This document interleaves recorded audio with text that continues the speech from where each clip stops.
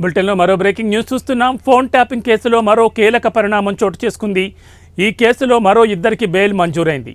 Phone tapping కేసులో భుజంగరావు రాధాకిషన్ రావుకు bail మంజూరు చేసింది. ఈ మేరకు ₹1,00,000తో కూడిన 2 షూరిటీలు సమర్పించాలని భుజంగరావు రాధాకిషన్ రావుకు షరతు విధించింది తెలంగాణ రాష్ట్ర హైకోర్టు.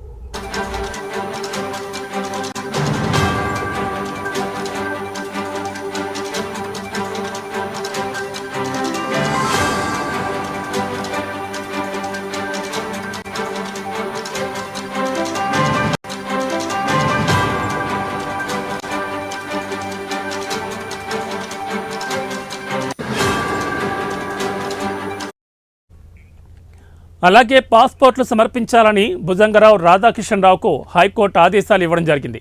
భుజంగరావు రాధాకిషన్ రావు ఇద్దరూ కూడా దర్యాప్తు సహకరించాలని ఆదేశాలు ఇచ్చింది. ఇక అటు ఫోన్ ట్యాపింగ్ కేసులో అడిషనల్ ఎస్పీ తిరుపతన్నకు బెయిల్ మంజూరైంది.